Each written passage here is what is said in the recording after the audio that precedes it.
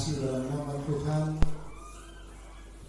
segala hormat, pujian, syukur bagi Tuhan oleh karena kasih dan kemurahan-Nya di waktu yang baik ini, pagi yang indah ini, kita boleh bersama-sama memuji dan memuliakan nama Tuhan. Saudara yang terkasih dalam nama Tuhan, saya ingin katakan bagi setiap jemaat Tuhan yang ada pada saat ini, jika saudara dan saya adalah orang-orang yang berbahagia dan bersuka cita di hari puji Tuhan. Kenapa saya katakan dan aminkan itu dalam hatimu? Kenapa saya katakan bahwa saudara dan saya adalah orang-orang yang berbahagia dan bersuka cita pada saat ini? Karena pada hakikatnya setiap manusia, setiap karakter manusia ingin memperoleh kebahagiaan. Amin. Itu pasti. Tapi jika ingin saya katakan saudara dan saya adalah orang yang berbahagia pada saat ini, maka aminkanlah itu, maka kebahagiaan akan melingkupi kita. Kenapa? Di situasi pandemi COVID-19 ini, bersama-sama kita ketahui bahwa masih ada beberapa gereja, rumah ibadah yang belum melakukan ibadah tatap muka karena situasi COVID-19 pandemi. Tapi kita tidak membahas mengapa mereka tidak membuka atau tidak melakukan ibadah tatap muka. Tetapi yang menjadi pertanyaan saudaraku adalah bahwa manusia itu bukan sekedar membutuhkan kebutuhan jasmani, tidak. Jika saudara adalah orang yang beriman kepada Tuhan, maka manusia itu bukan saja membutuhkan kebutuhan jasmani, tetapi manusia sesungguhnya adalah membutuhkan juga kebutuhan rohani. Jika saya katakan tadi bahwa masih ada beberapa gereja yang belum melakukan ibadah tatap muka, menjadi pertanyaan adalah bagaimana jemaatnya dalam memenuhi kebutuhan rohaninya, sementara mereka tidak face to face atau tidak melakukan ibadah tatap muka bersama.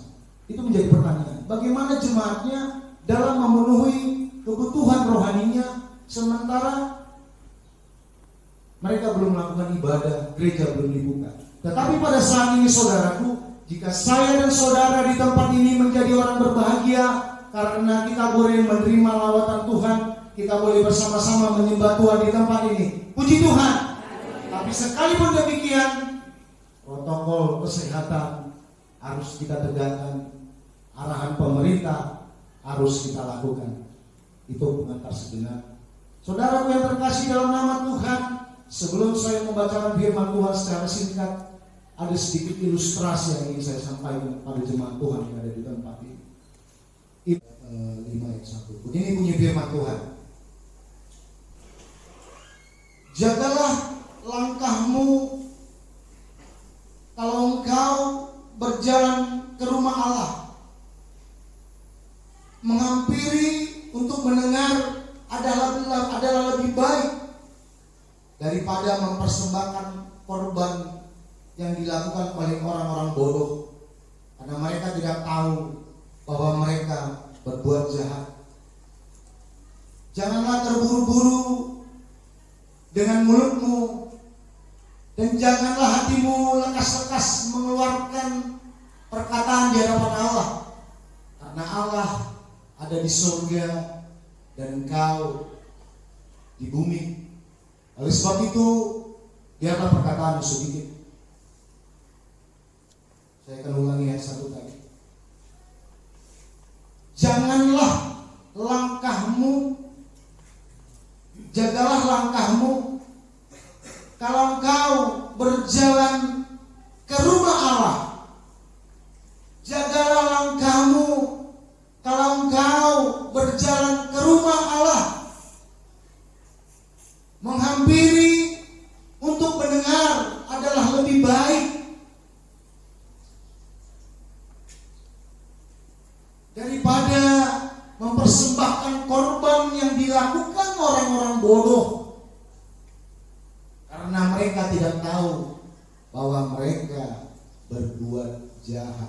Puji Tuhan. Saudaraku yang terkasih dalam nama Tuhan,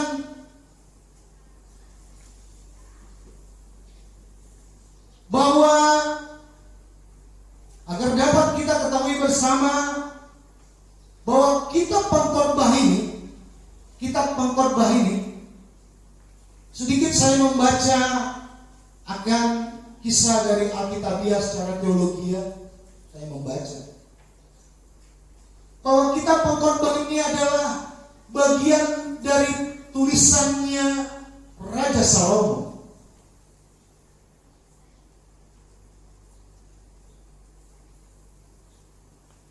Semua tulisan-tulisan pengkhotbah, mulai dari pengkhotbah 1 sampai dengan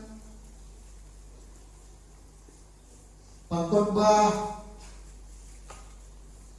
12, merupakan tulisan dari Raja Salomo. Sekalipun dari kitab pengkhotbah 1 sampai pengkhotbah 12 ini, nama Raja Salomo tidak ada di dalamnya. Mungkin jika saya salah, nanti Bapak Pendeta kita yang akan menjelaskan. Tetapi sepengetahuan saya dalam membaca beberapa buku panduan, bahwa dikatakan bahwa kitab pengkhotbah ini adalah tulisannya Raja Salomo. Sekalipun dalam kitab pengkhotbah itu tidak ada dituliskan nama Raja Salomo. Saudaraku yang terkasih dalam nama Tuhan, bahkan dapat kita ketahui bersama, saudaraku, ada 3 kitab yang merupakan bagian dari tulisan Raja Salomo semasa hidupnya menjadi seorang raja. Bahwa Raja Salomo menulis 3 kitab dalam kisah perjalanan kehidupannya, agar kita dapat mengetahuinya bersama sebagai seorang Kristiani. Jika Alkitab yang kita yakini ini paling tidak latar belakang atau sejarahnya seperti apa, haruslah kita pahami.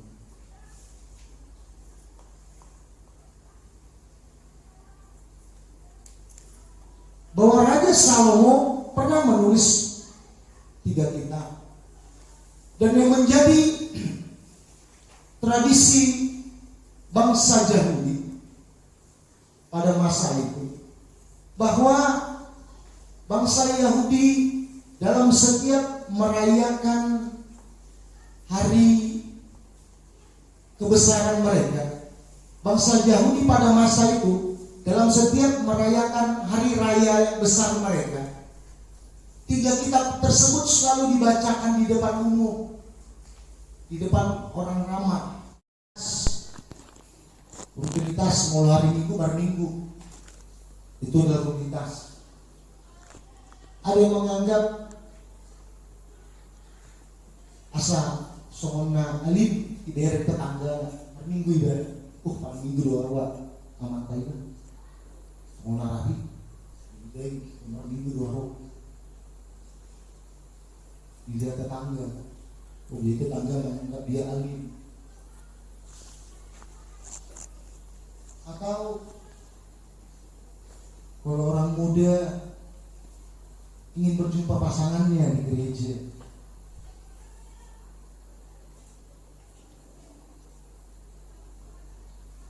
atau memamerkan sesuatu hal, asa soalnya dereng akan dengan sa gereja, tapi pakai makor corona nyodel diri macam saudaraku, motivasi orang dalam hatinya. Itulah firman Tuhan mengatakan. Pengkhotbah mengingatkan agar tidak seperti itu yang terjadi. Jika seperti itu motivasi saya dan saudara datang ke rumah Tuhan, maka kolektif dan hati yang saudara bawa, Maka lagu penyembahan yang saudara naikkan kepada Tuhan,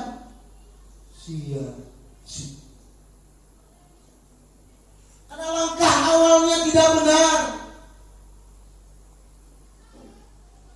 Motivasi yang benar dalam menyembah Tuhan adalah ada kerinduan, inner katanya, kalau bahasa kerennya, inner beauty, inner.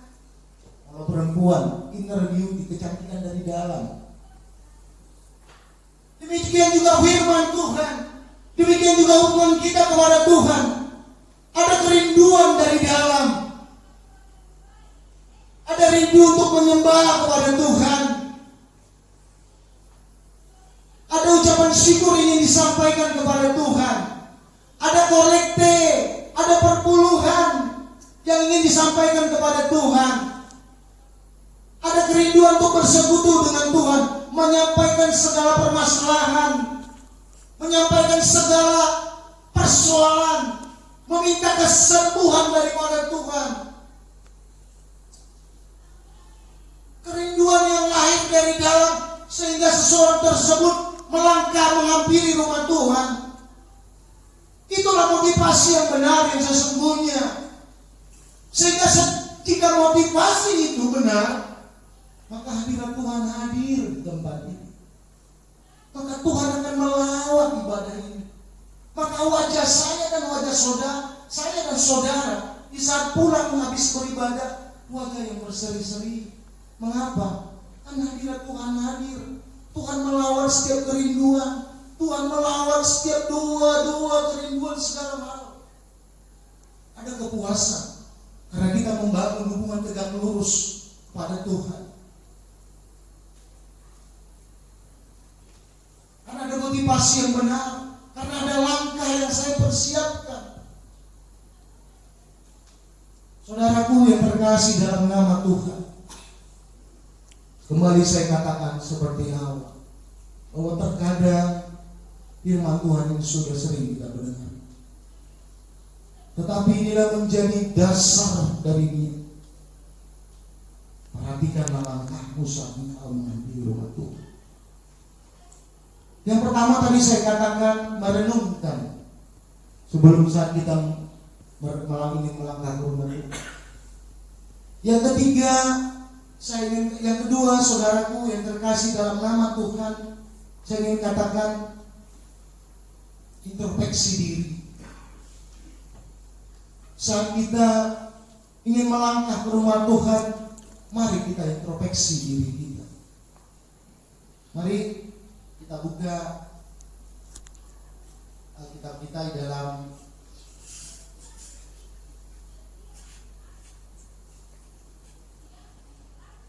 Matius, kitab Matius.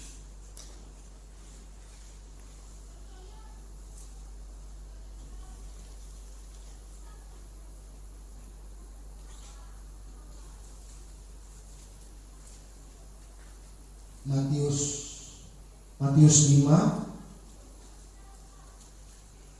ayat 23 sampai 24. Saya mengatakan saudaraku bahwa firman Tuhan ini dalam pengkhotbah mengenai langkah menghampiri rumah Tuhan juga menasihatkan kita agar kita introspeksi diri. Tak koreksi diri kita melangkah mereka. Begini bunyi firman Tuhan. Sebab itu, jika engkau mempersembahkan persembahanmu di atas meja, dan engkau teringat akan sesuatu yang ada dalam hati saudaramu terhadap engkau, tinggalkanlah persembahanmu di mezbah itu, dan pergilah berdamai dahulu dengan saudaramu, lalu kembali mempersembahkan persembahanmu itu. Lanjut.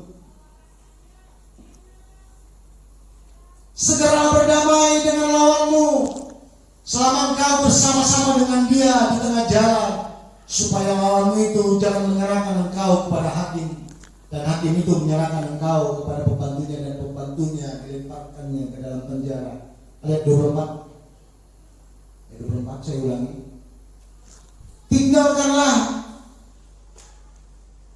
Tinggalkanlah persembahanmu di depan mezbah itu, dan pergilah berdamai dahulu dengan saudaramu, lalu kembali mempersembahkan persembahanmu itu. Puji Tuhan.